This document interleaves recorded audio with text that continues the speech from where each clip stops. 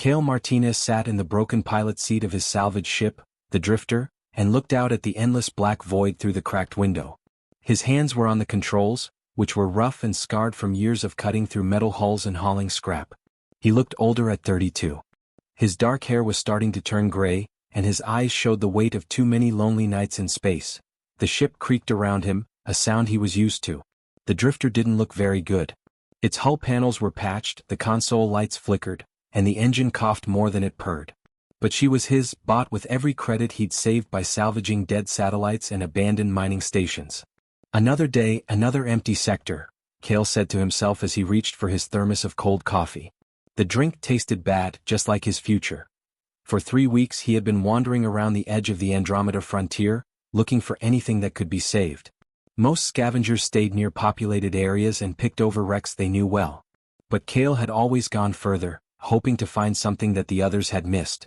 So far, all he had found was disappointment and fuel that was running out. His long-range scanner beeped, a soft, irregular pulse that made him sit up straight. Cale leaned in and used his sleeve to wipe dust off the screen. The readout showed something big about 40,000 kilometers ahead. His heart raced as he told himself, it could be an asteroid cluster, in an effort to keep his hopes down. He had been tricked before by mineral deposits that looked good but were actually worthless. But as the Drifter got closer, the scanner got better at reading. It wasn't a natural thing. The shapes were too planned and too geometric. A lot of signatures. A lot of them. A lot, maybe hundreds. Cale's hands shook as he changed the scanner's sensitivity. What the hell? He pushed the throttle forward and the Drifter slowly sped up. As he got closer, the minutes felt like hours. His eyes were glued to the viewport. Then all of a sudden he saw it. The cosmic boneyard looked like a frozen ocean of metal and history that stretched out in front of him. Starships, huge, old, and impossible starships, drifted through space without making a sound. Some were sleek and beautiful, and their hulls caught starlight like polished silver. Some were sharp and brutal, made for war or conquest. They hung still in the void, which was a graveyard of civilizations that Cale couldn't even name. He whispered, "Oh my God," and his voice was barely audible. "Oh my God." There had to be at least 200 ships, maybe more, going in every direction. Some were bigger than any ship he'd ever seen, even bigger than the colony ships that people used to settle in deep space. This wasn't just a find, it was history itself, frozen in time. Cale's hands shook as he turned on his communication relay. But all he heard was static.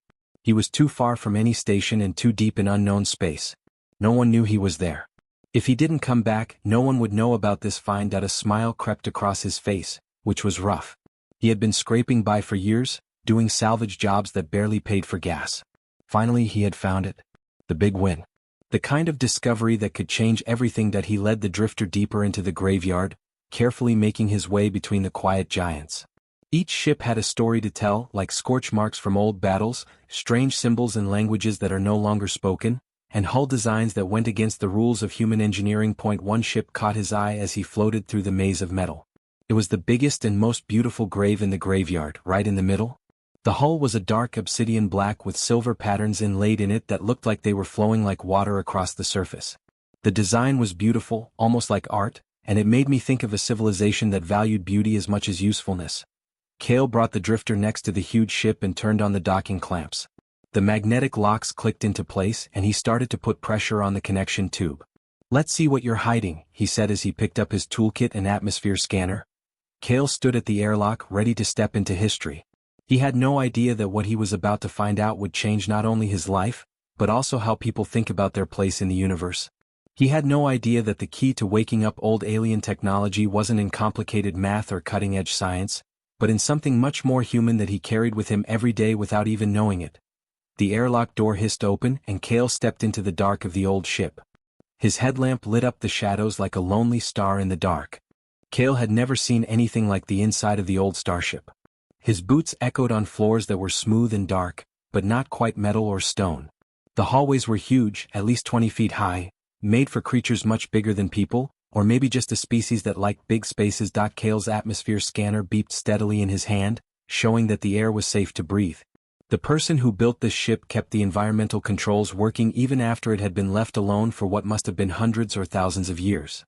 "Still got power somewhere," Cale said in a low voice that echoed in the empty hallway. As he went deeper into the ship, his headlamp showed walls covered in detailed carvings. The patterns looked like they were moving in the light. Cale couldn't tell if they were decorations or writing. He took pictures with his handheld scanner to record everything. The ship was so quiet that you could feel it pressing against your ears and making you aware of your own breathing.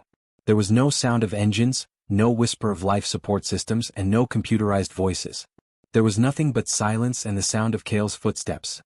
Cale had been exploring for almost an hour when he came to huge doors that were 30 feet tall. They were locked, but as he got closer, they slowly opened with a deep, resonant sound that shook his chest. Beyond the doors was a room so big that it took Cale's breath away. His headlamp couldn't reach the ceiling, which went up into the dark. There was also a huge sphere in the middle of the room that was floating without anything holding it up. The heart.it was at least 50 feet wide, perfectly smooth, and looked like it was made of the same flowing silver material as the patterns on the ship's hull. Cale walked up to it slowly, his mind racing like an engineer's. This had to be the ship's brain, its power source, or both. This central room seemed to be the source of everything about the ship's design. Cale took out his diagnostic scanner, a high-tech piece of alien technology he had traded for years ago. It could read energy signatures from dozens of known species. He aimed it at the core and waited. Nothing. The scanner said there was no energy coming out. No electromagnetic fields, no radiation, and no quantum fluctuations. His equipment said that the core was completely inactive in every way it could measure. As dead as the empty space outside, Cale tapped the scanner and said, "That can't be right." He did the test 3 more times, and each time he got the same result. He walked around the sphere and looked at it from all sides. There were no seams, access panels, or control interfaces that could be seen. It had that perfect, smooth surface that looked like it absorbed light instead of bouncing it back. Cale's chest was full of anger. He had found the most important salvage discovery in history, but he couldn't even figure out how to turn it on. The ship had power, the doors had opened, and the atmosphere was kept up, but this core, which was the heart of everything, was apparently asleep. Cale sat on the floor with his back against the wall of the room and looked up at the sphere that was floating. He had been awake for 16 hours straight and he was starting to feel tired. He took a protein bar out of his jacket and chewed it without thinking while he thought about the problem. Cale started to hum without thinking about it or having a reason to. It was something he used to do as a kid, something his mother did when she was thinking. She taught him the song, Shenandoah, which is an old American folk song about longing and distance, rivers and journeys. The sound of his humming filled the huge room and bounced off the walls in strange ways. And then things changed. A flicker. Cale stopped in the middle of a note and stared at the core. Did he think it was real? For a split second, he thought he saw a light pulse deep inside the sphere, like a heartbeat under skin. He held his breath and waited. Nothing took place. Cale started to hum again, slowly and carefully. The same song, the same notes his mother sang to him when he was a child and Earth was still home and space was just a dream. There was no doubt this time. For just a moment, the core pulsed with a soft, warm light. It was real, though. Cale's heart was pounding in his chest. He stopped humming and the light went out. He started over and the light came back, this time a little stronger and pulsing in time with his song. He stood up slowly and said, "You have to be kidding me. It's reacting to singing?" He tried humming a different song, a simple children's rhyme. The core flickered, but not very strongly, as if it didn't care. He changed to a different folk song, this one a ballad about lost love and redemption that was more emotional. The light got brighter and the pulses got clearer. Cale's mind was racing. Advanced alien diagnostics didn't show anything, but human music, raw, emotional and simple, was getting a response. It went against everything that made sense about how technology should work. He thought about all the songs he knew and all the music that people had made over the years. What would happen if a stronger song made this thing flicker? Cale took a deep breath and started to sing in his rough, untrained voice. Not perfectly, not beautifully, but with feeling. A blues song his father used to play on scratchy old recordings. It was full of pain and hope, sorrow and resilience. The core answered right away. Light blossomed inside the sphere, moving in patterns that went along with the rise and fall of Cale's voice. Cale felt more and more hopeful as the light grew brighter. He put more feeling into every word and note. Cale Martinez had no idea that by singing in that old room, surrounded by the silence of a dead civilization, he was revealing a secret that would change how people think about the universe. He had no idea that his voice, which was imperfect, human, and full of raw emotion, was speaking a language that even the most advanced alien technology could never copy. He didn't know how, but he was waking something that had been asleep for a long time. It wasn't responding to logic or science, it was responding to the thing that made him human. His ability to feel, express, and sing his soul into the darkness and have it answered by light. Kale's voice stopped and the room was quiet again. The core's light grew dimmer but didn't go out completely. Instead, a soft, steady glow pulsed at its center, like a creature waking up. He was breathing hard and his throat hurt from singing. Even though it was cool outside, he was sweating on his forehead. His hands shook, not because he was scared but because what he had just seen was so impossible. "Okay," he said out loud and his voice echoed in the big room. "Okay, think about this." Kale took out his personal recorder and started to write down everything he said quickly. The core doesn't respond to any of the usual technological interfaces. Alien diagnostic scanners read it as completely inactive. There is no energy signature, no quantum activity, and nothing else. But music made by people, especially music that makes you feel something, makes a visible difference. The more emotional the content, the stronger the reaction. He stopped and looked at the softly glowing sphere. It's kind of like, it's not measuring frequency in the usual way. It's measuring something different. Something about the emotional content itself. He had an idea. Years ago, Kale read theories about how different species might see and interact with the world in different ways. People felt emotions like happiness, sadness, love, and anger as a basic part of their consciousness. These weren't just chemical reactions. They were real experiences that affected everything they did. What if this old civilization had made technology that worked on the same idea? What if they found out that feelings were a kind of energy, a frequency that could be measured and used? And what if people, with all their messy, chaotic feelings, had the right frequency to turn it on? Kale started to experiment in a methodical way. He played different kinds of music and watched how the core reacted. A rough, angry rock song made the light pulse in a violent way. A soft lullaby made the light waves soft and calming. Kale sang an operatic aria badly, but with all the passion he could muster. The whole sphere lit up like it was on fire, with patterns swirling across its surface like liquid starlight. "It's not just responding," Kale said into his recorder, his voice full of awe. "It's responding to the emotional content. Happy songs make patterns that are warm and bright. Sad songs make your heart beat more slowly and deeply. It's like the core is feeling the music." He thought about what it meant. Every species that humans had met in the galaxy had made technology based on math, logic, and the laws of physics. The Centaurians made quantum processors. The Draxians were experts at changing gravity. The Valorians could bend space with perfect accuracy. But Kale didn't think any of them had ever made technology that was based on feelings. It would have seemed illogical, unreliable, and too personal. Unless you were a person. People had always been the emotional type. Other races thought it strange, even primitive, that people let their feelings guide their choices, art, and relationships. Aliens thought things were pointless, but people thought they were important. Aliens used math to figure out the best outcomes, while humans followed their hearts. And it seems that that one trait, the thing that made other species think humans were less advanced, was the key to unlocking technology that the galaxy had never seen before. Kale got more and more excited. Next, he tried a pop ballad that his mother used to sing while making dinner years ago. It was about love and heartbreak, and the feelings were clear and simple. The core responded beautifully, and the light moved in ways that looked almost happy. Kale said into his recorder, "The ancient builders, whoever they were, must have understood emotion the same way people do. They didn't just accept it. They built their whole technological framework around it. This core, this ship, and maybe even this whole graveyard of ships are all waiting for someone who can feel to wake them up." He walked closer to the core and reached out slowly. He could feel a gentle vibration like a heartbeat, and the surface was warm to the touch. The light pulsed more strongly when he touched it, as if it knew him and was happy to see him. Kale went on, his voice full of emotion. "We've been searching the galaxy for decades for signs of advanced civilizations, trying to prove that we belong among the stars. And maybe we've always had the key. Not in our science or technology, but in our music. In how deeply we can feel and say what we feel. In our very being." Tears welled up in his eyes from being tired, from being amazed, and from the weight of what he had found. He thought about all the music that people have made over the years. The drums of the tribes of ancient Earth. The symphonies by Beethoven and Mozart. The jazz from New Orleans, the soul from Motown, and the rebellion from rock and roll. The sad country ballads and the hopeful pop songs.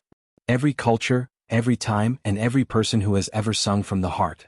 Every note, every lyric, and every emotional truth that was expressed through melody had led up to this moment. Kale wiped his eyes and made a choice. He started to sing again, but this time he was careful about what he chose. He sang Amazing Grace, an old hymn that has been around for hundreds of years. The song is about being lost and then found, and about redemption and wonder.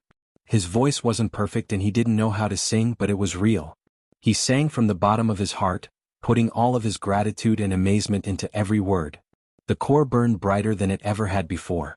The light filled the whole room, making it warm and inviting. Cale felt something change in the air around him. The ship was coming to life. Not just the core, but systems all over the ship were coming online, reacting to the frequency of human emotion after sleeping for many years. As Cale's song echoed through the old halls, he realized that he had found something much more important than money, fame, or salvage. He had found proof that the best thing people could give the universe was not their technology or their logic. It was its heart. The change started off slowly. When Cale finished singing Amazing Grace, the room around him started to hum. It was a deep, resonant sound that shook the floor in his bones. The silver patterns on the walls, which had only looked pretty, started to glow with the same warm light that was coming from the center. Cale backed up to the door of the room, his eyes wide with a mix of fear and excitement. The core was now completely lit up and slowly spinning on its invisible axis, making shadows dance across the huge room. Like veins, lines of light started to spread from it, going along the floor and up the walls, following paths built into the ship's structure. Cale whispered into his recorder, "The whole ship is waking up," and his voice shook. "The core is sending power, or whatever this is, to the whole ship. I can feel it in the air like static before a storm." He hurried back to the drifter, his mind racing. What about the other ships if one ship was reacting this strongly?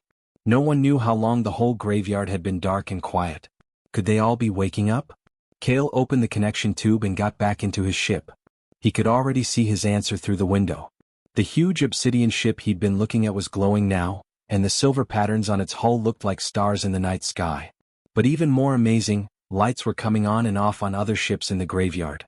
There were dozens of ships, each built by a different civilization and designed for a different purpose, that were starting to wake up. Some glowed with a steady, rhythmic light. Some of them glowed with colors that changed. A few of them seemed to create energy fields that made the area around them look like heat waves. Cale said, "They're all connected in some way," as he watched in awe. "The song I sang to one core is spreading to all of them. As if they're all connected and sharing the same. I don't know what to call it.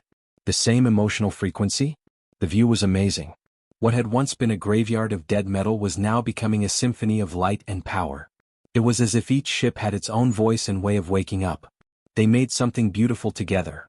A visual concert of old technology responding to the most human of gifts. Cale's hands were hovering over his communication console. He should call someone, tell them what he found, and ask for help. One person couldn't handle this. Very important. But something made him stop. His sensors were now picking up strange readings, such as energy changes that could be anything from normal power-up sequences to something more serious. If he asked for help, the police would come. Scientists, the military, and business interests.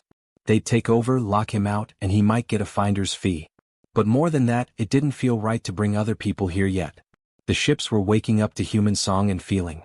What if the wrong approach or intentions made them shut down again? Or even worse, act defensively? Cale decided, "I need to understand this better first. Find out what these ships can do and what they want, if anything." He led the drifter away from the black ship and toward another ship that had just started to glow. It was a sleeker design with smooth curves and what looked like observation decks running along its hull. The ship's lights pulsed brighter as he got closer, as if they were aware of him. Cale carefully docked and went inside. The inside of this ship was very different from the first. The hallways were smaller, the rooms were cozier, and the walls were covered in what looked like crystalline displays that were just starting to flicker with data he couldn't read. He found the core of this ship in a smaller room, only 20 feet across but somehow more complicated. It was made up of thousands of tiny crystal-like shapes that fit together in complicated geometric patterns and glowed with a soft blue light. Cale said softly, "Hello," feeling a little silly talking to a machine but knowing it was the right thing to do. "You're pretty." The light in the core got brighter when he spoke, and the crystals rang like bells from far away. Cale smiled and started to hum. This time it was a softer tune, one his grandmother had taught him from old Earth. It was a song about dreams, wishes, and stars. The core reacted with what could only be called pleasure. Its crystalline structures changed shape a little, making new patterns that caught the light in amazing ways. Cale began to understand the full extent of what he had found as he explored ship after ship for the next few hours. Each ship was different and made by a different civilization, but they all had one thing in common: cores that reacted to emotional frequencies. Some liked sad songs while others liked happy ones. Some people liked loud, aggressive music while others liked soft lullabies. It was like each ship had its own personality, taste, and way of feeling the emotional parts of music. This isn't just technology, Cale wrote down, tired from his fifth ship exploration in the Drifter. This is something else. It seems like these ships are almost alive or at least aware of something. They're not just machines that do what they're told. They are feeling the music and the feelings that go along with it. He looked out at the graveyard, which was no longer dark and quiet but full of light and hope. Hundreds of old ships, each holding knowledge and skills that people couldn't even imagine, all woke up because of something people did without thinking. Cale said softly, "The question is, what happens now? These ships are awake, but what do they do? What were they made to do? And why were they all here in this one place, sleeping until someone came along who could wake them up by feeling deeply?" The obsidian ship, the first one he'd woken up, pulsed with a very bright light as if to answer his question. A signal came in on Cale's console, which beeped. Not words or language but a feeling. A request. The ships wanted to show him something. They wanted to tell their story, their reason for being, and their purpose. Cale had every reason to be careful, but he felt like he had to listen. Not with his ears or eyes, but with his heart, the thing that had brought them to life in the first place. Cale went back to the obsidian ship, following a signal that pulled at something deep in his chest. It wasn't quite sound or feeling, but it was somewhere in between. When he docked with the huge ship again, the connection felt different this time. The ship seemed almost happy to see him again, with its patterns moving faster across the hull. The hallways inside were no longer dark. The silver veins in the walls glowed softly, making a path that took him deeper into the ship, past the core chamber and into places he had never been before. Cale followed, his desire to know more winning out over his fear. The path took him to a huge round room full of what could only be called memory stones. Thousands of crystal pillars rose from the floor. Each one glowed with light from within and held something. What do you want to know? What is history? Cale wasn't sure. When he got close to the nearest pillar, it reacted to him. Images started to appear in the crystal. They weren't quite holographic or projected, but they were somehow visible both inside the stone and in the air around it.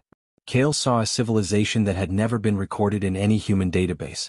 Tall people with long arms and legs and heads that looked too big for their bodies. But what really got to him were their faces. They were expressive and mobile, and they could show subtle emotion in ways that reminded him of people.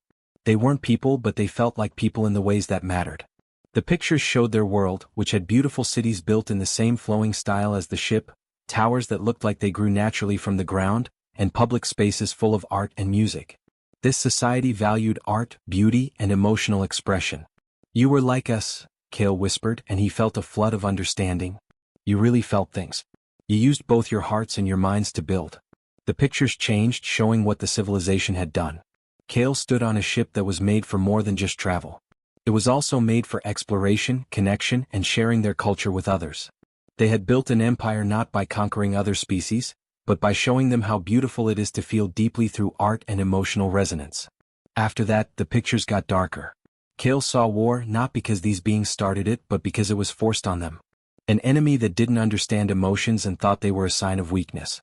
A type of pure logic and math that wanted to get rid of what it thought was inefficient chaos.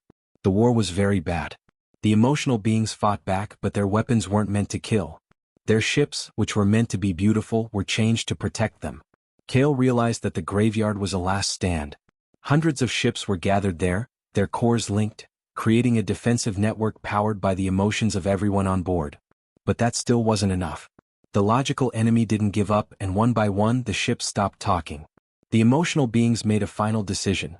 They put everything to sleep instead of letting their technology fall into the hands of people who couldn't appreciate it or use it right.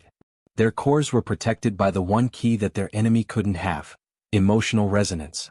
The ships would stay still and wait until someone came along who could feel, sing, and wake them up with real emotion. Someone who would know what they were made for and use them in that way. Cale cried as he watched the last images.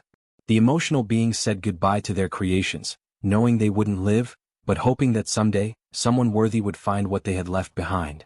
Cale said, "You were waiting for us," his voice thick. "Not just for people, but for anyone who felt the same way you did. Anyone who thought that feeling was a strength instead of a weakness." The pictures went away and Cale was left alone in the room, feeling overwhelmed by what he'd learned. These ships weren't just pieces of technology. They were a gift from a civilization that had been wiped out for feeling too deeply. He thought about how other species in the galaxy often looked down on humans for being too emotional, too unpredictable, and too driven by feelings instead of logic. The Centaurians called people chaos creatures. The Draxians had a word that meant the unstable ones. But maybe that emotional depth and instability were what made people so strong.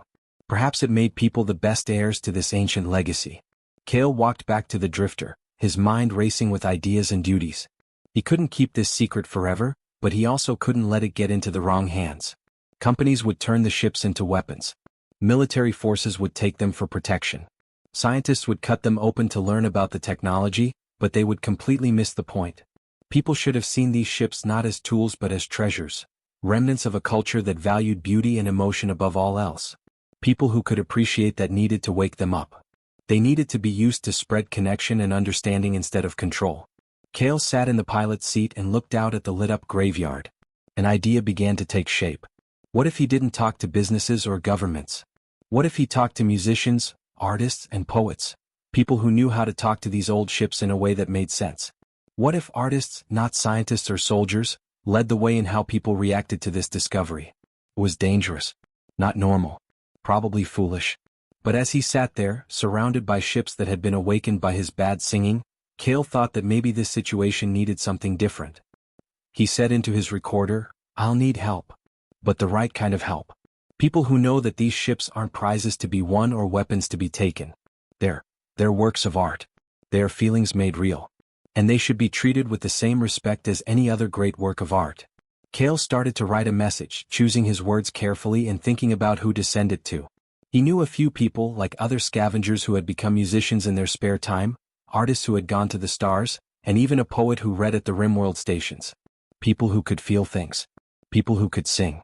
People who might get what Kale had found, not just with his sensors and scanners, but also with his heart. The obsidian ship pulsed again, this time in a soft, approving way that Kale felt more than heard as he got ready to send out his carefully planned calls for help. The old ship seemed to understand his choice and agree with it. And at that moment, Kale Martinez, a lonely salvager who had been scraping by on the edges of known space for years, felt a deep connection to people who had died long ago but left behind something beautiful, something important, something that would change the future of humanity in ways he could only begin to imagine. 3 days went by. Kale stayed with the ships, writing down everything they did, learning how they reacted and getting to know each one.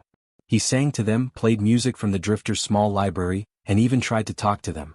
He found that some cores reacted to spoken emotion almost as much as sung melody. He had sent his messages through secure channels to 7 people he trusted, not with his life but with what he had found. Other dreamers, outcasts who had made it to the stars for the same reason he had, because Earth was too small for hearts that needed more space. Maya Okonkwo was the first to arrive. She flew a modified transport she called the Songbird. Maya was a musician who played at frontier stations. People said her voice could make tough miners cry into their drinks. She was in her late 40s, had gray hair that she wore in long braids, and eyes that seemed to see right through to your soul. When her ship came out of jump space and her viewfinder showed her the lit-up graveyard, Kale heard her gasp over the radio. "Kale," she whispered, "what did you find?" "The impossible," he said with a smile. "Get on my ship first. Before you go exploring, we need to talk." Maya docked with the drifter and Kale watched her face as he told her everything. The dormant cores, the human music, and the emotional resonance that brought old technology back to life. She listened without interrupting, and her face changed from doubt to wonder to something like respect. "Show me," she finally said. Kale led her to the crystal ship, which had responded so well to his grandmother's lullaby. He pointed to the core. "Sing to it. Whatever you feel." Maya slowly walked up to the core, almost as if she were in awe of it. Then she sang a traditional African song from Earth, one that was old and powerful and full of longing and joy and the pain of ancestors who had died long ago. Her voice was beautiful, trained, and clear. It was nothing like Kale's rough attempts. Light burst out of the core. The crystals moved around and made patterns that were more complicated than anything Kale had ever seen. The harmonics made the air itself sound like it was singing. Maya's eyes got bigger and tears ran down her cheeks as she felt the response, the connection, and the way the old technology embraced her song and sent it back to her. When she was done, she said, "It's beautiful. Kale, I don't have any words." "I know," he said in a soft voice. The other people came over the next 2 days. Jacob Torres was a former soldier who had found peace by learning to play the guitar. Now he played at stations for travelers who needed comfort. He was quiet and had scars on his body and mind, but his music was so powerful that it made strong people cry. Next was Amara Patel, a young poet in her early 20s whose collections of poems about the loneliness of living in deep space were so clear that most colonies had to read them. She brought her spoken word, her rhythms and patterns that were music even without a tune. Then there were the twins Marcus and Narration. They made synthesizers that could make sounds that no acoustic instrument could match. They had been working on audio technology that responds to emotions for years, so their arrival felt like it was meant to be. Samuel Briggs, a jazz pianist who had played in the best halls on Earth, came in fifth. He had to go to low-gravity places to get treatment for radiation sickness. His hands were shaking but his music was still pure. Yuki Tanaka, a composer who wrote symphonies for the silence of space, was the last person to come. These symphonies were sent from relay stations to ships sailing through the dark and lonely space. People knew her work could help people feel less alone. Cale brought them all together on the Drifter. 7 people who had answered his call because they knew that some things were too important to leave to businesses and governments. "I brought you here," Cale said, "because I need people who know what these ships really are. Not technology to use but art. Art that lives. The legacy of people who felt the same way we do and cared about feelings the same way we do. What do you want from us?" Jacob asked, his voice rough but interested. Cale said, "I want to fully understand these ships before we tell anyone. I want to write down what they can do, learn why they do it, and figure out how they work. And I want that information to come from people who will treat them with respect and speak for them correctly when the authorities take over." Maya nodded slowly. "You want us to be translators. To stand between these old ships and people who might not know what they are." "Exactly," Cale said. "You all know how to talk about feelings. You all know that being able to feel deeply is a sign of strength, not weakness. People who thought this built these ships, and people who didn't thought this destroyed them.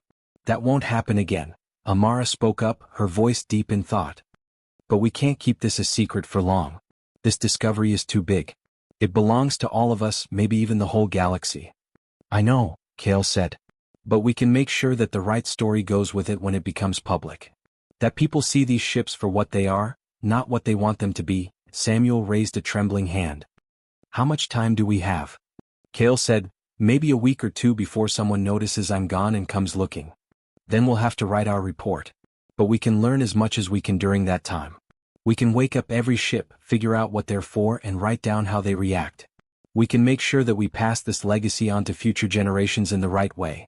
The 7 visitors looked at each other and without saying a word they talked. Then one by one they all nodded. Maya was the first to say, "I'm in." "Me too," Jacob said. The others murmured their agreement and Cale's chest felt less tight. He was no longer by himself. These ships, this discovery that had seemed too big for one person, now had people who could speak for them in the right way. Cale said, "There's one more thing," and he pulled up the pictures he had seen in the memory chamber. He told them about the people who built the ships, their wars and their sacrifices. They died to protect what they made, and they would rather die than let it fall into the hands of people who couldn't appreciate it. We owe it to them and to ourselves to do this right. Cale watched from the Drifter's viewport as the group broke up to explore the graveyard. Each person was drawn to a different ship and core. He saw lights flashing as Maya sang to one ship and heard the deep thrum of Jacob's guitar echoing through space to another. The twins were playing around with their synthesizers, making sounds that made 3 ships move in time with each other. The graveyard was really coming to life now, with each ship finding its voice through the people who could understand how they felt. And Cale knew that no matter what happened next, government involvement, corporate interest, or attention from the galaxy, this moment was perfect. This moment was about making connections, understanding, and showing that people's emotional depth wasn't a flaw but their greatest gift to the world. Cale felt something he hadn't felt in years of working alone to salvage things: hope. He was standing there, surrounded by old ships singing to life through human hearts. Hope that people could take on this duty and be worthy heirs to a legacy based on beauty and feeling. Hope that the universe had room for people who felt deeply in a galaxy that too often only valued cold calculation. Over the next week, the graveyard changed into something like a concert hall that stretched across space. Every morning, even though morning didn't mean much in the never-ending night, Cale would wake up to music coming through the communication systems on his ship. Maya sang opera songs to the black ship. Jacob's guitar made a warship that was meant to protect people instead of attack them talk. The twins' synthesizers made ships respond, even though they seemed to like electronic sounds more than acoustic ones. But on the fourth day Yuki made the big discovery. She had been working on a ship that was different from the others. It was smaller, looked older, and its hull had holes in it that could have been from age or battle. The other ships woke up easily to music, but this one stayed stubbornly dark. No matter what was sung to it, its core only showed the faintest flicker. Kale saw Yuki sitting in the ship's core chamber, not singing but just sitting there with her eyes closed and breathing steadily. "Is everything okay?" he asked in a soft voice. Yuki looked up. "This ship is not like the others. It has been hurt in some way, traumatized. The other people reacted to happiness, sadness, and passion. But this one, I think it needs something more." "What?" "Understanding, patience, and peace." Yuki started to hum, not a tune but a sound. A single note that lasted a long time and filled the room with sound. She held it for a long time, only breathing when she had to, but she always went back to that same frequency. The core started to glow slowly, almost without anyone noticing. But this core's light was different from the others. It was softer and more stable, like a heartbeat slowly returning to normal after a panic attack. Kale was amazed as Yuki kept humming, never pushing or demanding, just giving that steady sound as if to reassure her. After almost an hour, the core was completely lit up, and something happened that had never happened with any other ship. The core showed an image, not memories like the crystals on the obsidian ship, but a feeling that was made clear. Peaceful. The feeling of being safe after a long time of being scared. "It's a hospital ship," Yuki said softly as she hummed. "Not to heal the body but to heal the mind. This civilization didn't just build things for war, exploration, or art. They built ships to help people heal from trauma and find peace again." Kale's face was wet with tears. "And it's been here, hurt and scared, for who knows how long." "Not scared anymore," Yuki said, and her humming stopped. "Now it knows that someone cares." Yuki's discovery spread through the group, and it changed how they dealt with the other ships that were still asleep. They became more careful and patient, trying to figure out what each ship needed instead of just waking them up at random. Samuel found a ship that would only play along with improvised music and would not play along with any pre-written music. "It values spontaneity," he said, his shaking hands dancing over a portable keyboard he had brought. "It wants to hear creation in the moment, not what has already happened." Amara found out that some ships didn't respond to song but to spoken word, poetry read with honesty about feelings. She stood in front of their cores and talked about hope and loneliness, about looking for something and finding it. The ships lit up with recognition. Marcus and Marie found ships that looked like they were made for different things but worked together because their cores were in sync. The lights on the ships pulsed in patterns that made it look like the ships were talking to each other when the twins played together. Marie said with excitement, "They're talking to each other. Not only is the music waking them up, but it's also giving them a way to talk to each other again after being quiet for so long." Jacob found something that may have been the most shocking. He found a ship that reacted strongly to songs about loss and sadness. The core burned with a pain that was almost too much to bear, and Jacob came back shaken from what he saw. He told Kale in a low voice, "That ship carries sorrow. Very sad. I believe it was there when the civilization fell. It saw the end, and that sadness is still a part of it in some way. Is it possible to heal it?" Kale asked. Jacob shook his head. "I don't think it wants to be. I think it wants to remember and carry that sadness as proof. To make sure that what happened is never forgotten." They wrote down everything. Every ship's response, every discovery, and every new piece of information about the civilization that built them. The picture that came to mind was of a people much more complicated than Kale had first thought. They had built ships for every part of emotional life. Ships for happiness and ships for sadness, ships for healing and ships for remembering, ships for celebrating and ships for mourning. Maya said during one of their group talks in the Drifters' small common area, they didn't just value emotion. They knew that emotions are complicated and that different feelings have different uses. They built their whole fleet to show how complicated it was. That means, Amara said, that anyone who uses these ships needs to know that too. You can't just use these tools without thinking. Each one has a purpose and a certain type of emotional connection that it is meant to make. How do we tell the authorities about that? Marcus wanted to know. How do we get governments and businesses to understand that you can't just claim these ships, you have to match them? Kale had been thinking about that problem all the time. We write it all down. We show that the wrong emotional approach not only doesn't work to activate a ship, but it can also make things worse. We make it clear that these ships pick their operators as much as they pick them. Will that be enough to keep them safe? Yuki asked in a low voice. The question was still there. They all knew what to do. Maybe. Maybe not. People in charge have a history of taking what they want, even when they are told not to. But it was their best shot. They made their last big discovery on the 7th day. Kale had been staying away from the biggest ship in the graveyard. It was so big that it made the obsidian ship where he found the first core look small. He had been afraid to get too close to it too soon because it felt different, almost holy. But since they didn't have much time left, the group decided to look into it together. All 8 of them docked their ships and went in together. The inside was so big that it was hard to believe. There were hallways that went on for what seemed like miles. They didn't find just one core in the middle. They found hundreds of them, all connected in a complicated network that left them speechless. Samuel said in awe, "It's a nexus. The heart of their whole fleet. This ship would have been connected to all the other ships." They stood in front of the network of cores, not sure what to do. Maya then had an idea. What if we all sing at the same time? At the same time, different songs. Show it the wide range of human feelings all at once. They were in agreement. According to Maya, they all started their own pieces at the same time. There were songs, poems, and instrumental pieces all going on at once, and it should have been chaos but somehow wasn't. The network of cores lit up, brighter than anything they'd ever seen. And then something amazing happened. The cores started to work together, taking the different human sounds and weaving them into something that was whole, something that recognized each person's contribution while making something bigger. The message was clear: being united didn't mean being the same. Diversity made people stronger. The people who built these ships knew that different feelings, expressions, and voices were all important. As they stood there, 8 people from different backgrounds and with different skills all coming together to connect with technology made by beings who had been dead for a long time, Kale's understanding changed. This finding wasn't just about ships, technology, or even feelings. It was about realizing that feeling deeply, in all of its messy, complicated, and different ways, was the strongest force in the universe. And now that people had shown that they were worthy of inheriting that truth, they had done so with all their emotional chaos. On the 8th day, Kale's long-range sensors picked up the ships that were coming. 3 ships, military-style, fast-moving ships made to catch and hold. Someone had seen the energy signatures and strange things happening in this remote area. It was time for them to go. He quickly got the others together. "We might have 2 hours before they get here. We need to make a choice right now about what we say to them and what we don't." Maya said firmly, "We tell them everything.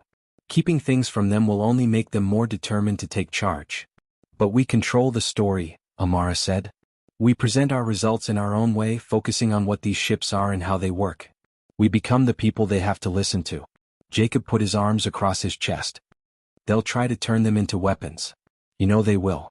Military minds see tools for war." Yuki said softly, "Then we make it clear that won't work. We show them the hospital ship, the memorial ship, and the ships that were made for healing and remembering. We show that these ships won't work together to cause harm." Kale looked at all of them. "No matter what they say or do, we will stay together. We don't break the trust that these ships gave us." They all nodded, and the deal was made in the face of rising power. The military ships showed up exactly when they were supposed to. They took up positions around the graveyard in a way that clearly showed they were there to contain rather than explore. A stern voice came over Kale's radio. "This is Captain Richard Stone of the UEA ship Sentinel. We have found that unknown technology has been turned on without permission in this area. All civilian ships must stand down and get ready to board." Kale took a big breath. "Captain Stone, this is Kale Martinez, a registered salvager. I found this site. You need to know what you're getting into before you board anyone." "Mr. Martinez, that's not your decision to make." "Captain, with all due respect, it really is. Only certain people can control these ships and this whole graveyard. Without our help, you can't get to them. And if you try to make it happen, you won't get anything." There was a break. "Then, tell me more." Kale and the others talked about what they had found over the next hour. They sent over proof of their claims in the form of documents, videos, and scientific readings. They talked about the need for emotional resonance, the different purposes of ships, and how important it is to find the right balance when working with old technology. Captain Stone brought in experts from many fields, including xenotechnologists, military strategists, and even a psychologist. They heard recordings of Maya singing to the cores, saw Jacob's guitar wake up the protective vessels, and watched Yuki slowly heal the traumatized ship. Finally, Captain Stone himself came on board the drifter. He was a tall man with gray hair and eyes that had seen too much fighting. He looked worn out, like someone who had learned that force didn't always work but was still expected to use it. This is the most amazing thing ever found by humans, Stone said right away. You get that, right? Technology that works on emotional resonance, ships with features we can't even begin to measure, and knowledge from a civilization we didn't know existed. Kale said, we get it. And you know I can't just let you keep it a secret. This could have an effect on all of humanity and maybe even all species in the galaxy. We get that too. Stone looked at each one of them in turn. But you want me to let you keep being the main researchers. You want to be safe from businesses and governments that might take advantage of this. You want people to treat these ships with respect instead of just taking them for their resources. Yes, Maya said without any more words. Stone rubbed his face and sighed. To be honest with you, I can't promise any of that. There are people above me who will see this as a strategic asset, a technological advantage, or a military opportunity. I can tell you that you should stay involved, but I can't promise it. Can you promise that they won't be hurt? Amara asked in a low voice. The ships, I mean. Captain, they're more than just technology. They are the last people from a dead civilization and have seen history. They need to be safe. Stone's face changed in some way. You really think they're, what? Alive. Yuki said, we think they know. Not alive in the biological sense, but aware in a way that matters. They remember. They have feelings. They make a choice. That deserves respect. Stone looked out the window at the graveyard that was lit up. I lost my daughter 3 years ago. Cancer. She made me promise that I would always choose kindness over convenience in her last weeks. He turned back to them. I've broken that promise more times than I can count in this job. Maybe it's time I kept it again. He straightened, his military bearing returning. Here's what I can do. I'll recommend that all of you be officially appointed as specialized consultants for this project. I'll emphasize in my report that attempting to access these ships without proper emotional resonance protocols not only fails but could damage them irreparably. I'll argue for a research framework rather than an exploitation framework. Will it be enough? Gil asked. I don't know, Stone admitted. But it's what I can offer. And I'll tell you this, I won't let them rush in with weapons. These ships have been waiting too long for someone who understands them. I won't let humanity's first response be violence. Over the next several days, more ships arrived. Research vessels, diplomatic craft, even civilian transports carrying scientists and experts from across human space. The graveyard became the center of galactic attention, every major news feed carrying stories about the discovery. Kale and his group worked tirelessly, demonstrating the proper protocols, teaching others how to approach the ships with emotional honesty rather than scientific detachment. Some people understood immediately. Others struggled, too conditioned by logical thinking to access the emotional depth required. There were tense moments. A corporate representative tried to claim salvage rights, arguing that Kale had no authority to give away such valuable technology. Maya shut him down with a single demonstration. She attempted to activate a ship while thinking mercenary thoughts, and it remained completely unresponsive. Then she cleared her mind, focused on genuine wonder, and sang. The ship blazed to life immediately.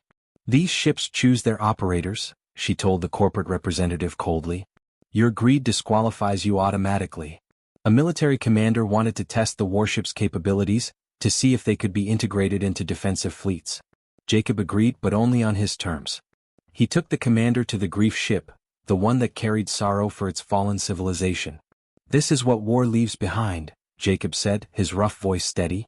Sing to this ship about glory or strategy or tactical advantage and you'll get nothing. Sing to it about the cost of violence, about what's lost when people die, about the weight of command decisions that send people to their deaths. Then it will respond.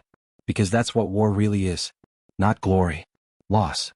The commander left shaken, and Kale later heard he'd recommended a complete review of military acquisition protocols for the ancient vessels. Not everyone was sympathetic. There were calls to override the emotional requirements, to study the technology until humans could replicate it without the need for song and feeling. Some argued that relying on something as subjective as emotion was too unreliable for serious application. But every time those arguments gained traction, Kale's group would demonstrate again. The ships simply would not cooperate without genuine emotional engagement. It wasn't a design flaw, it was the design itself, fundamental and unalterable. Slowly, grudgingly, humanity began to accept what it meant. Access to this incredible technology required something most people found difficult. Authentic emotional vulnerability. You couldn't fake it. You couldn't automate it. You had to actually feel and feel deeply, or the ships remained nothing but beautiful metal sculptures floating in space. 3 weeks after the discovery, the Galactic Council, a loose assembly of spacefaring species that governed interspecies relations, sent representatives. They were fascinated and troubled in equal measure. Humans have discovered something we cannot access, the Centaurian delegate stated bluntly. This creates an imbalance of power. No, Kale countered.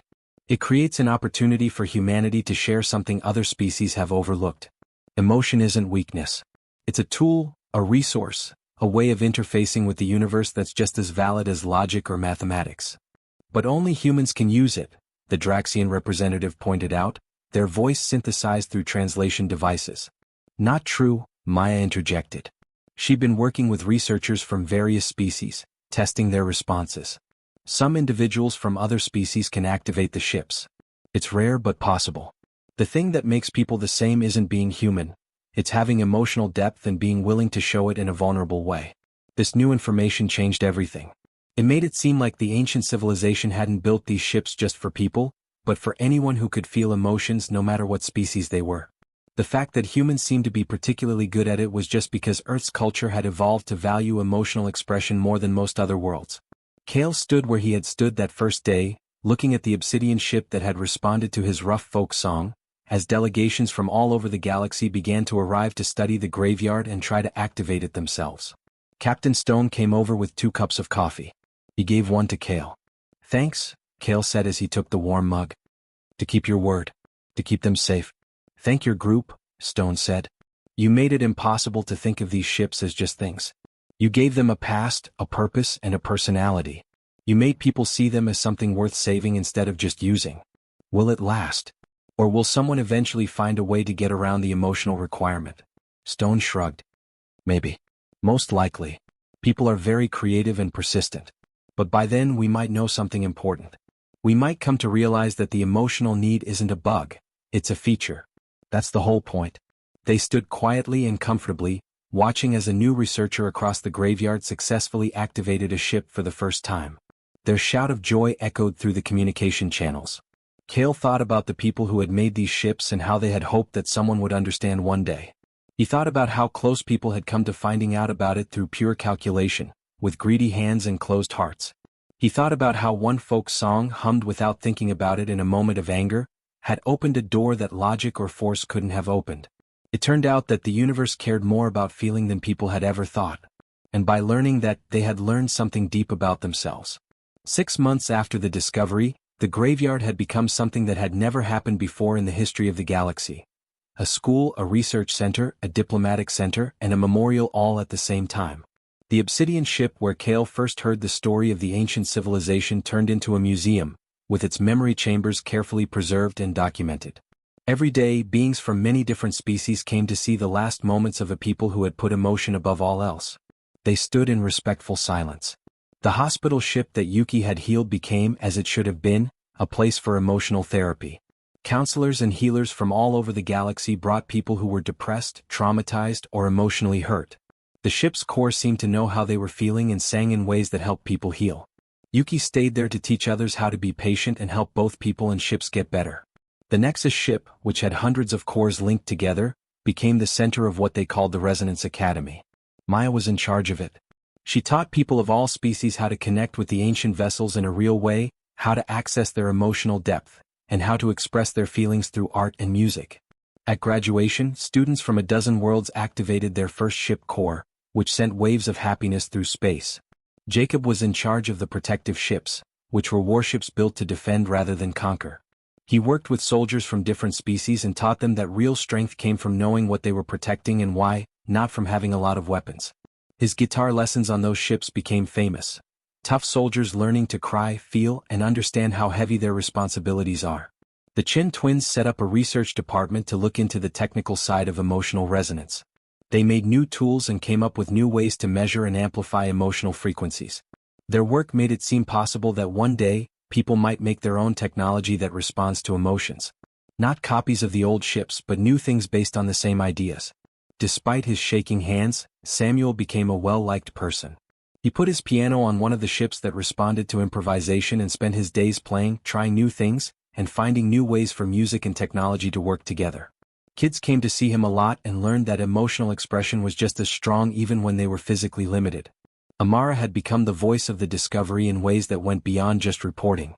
Her poetry about how people can find their place in the universe through feeling instead of conquest had been translated into dozens of languages and touched millions of people. She spent her time writing down the stories of everyone who came to the graveyard, which kept the human side of this technological marvel alive. What about Kale? In a way, he was still a salvager. But instead of scraping metal off of dead satellites, he looked for dormant cores in the graveyard ships that hadn't been awakened yet. There were still dozens that hadn't been touched, waiting for the right person, the right song, and the right emotional connection to bring them to life. He had just finished turning on a small boat that responded well to children's lullabies, which made him think it might have been used for childcare or education, when Captain Stone called him. "You need to see this, Kale. Something has been found by the new long-range scans. 3 sectors away there's another graveyard. Smaller but the same energy signatures." Kale's heart raced. Not everyone is here. There are more of them out there. It looks like it. The question is whether we should send a team right away or wait. Wait, Kale said without thinking. These ships are still teaching us. Before we go looking for more, let's learn as much as we can. Also, he stopped to think. Maybe this time the discovery should be more planned. Not an accident and not a scavenger who just happened to find them. We should probably go ready, knowing what we're looking for and ready to treat whatever we find with the respect it deserves from the start. I was hoping you'd say that, Stone said, and Kale could hear the smile in his voice. I think we should set up proper protocols first. Let's take our time. Do it right. Kale returned to his original ship, the Drifter, after the call ended.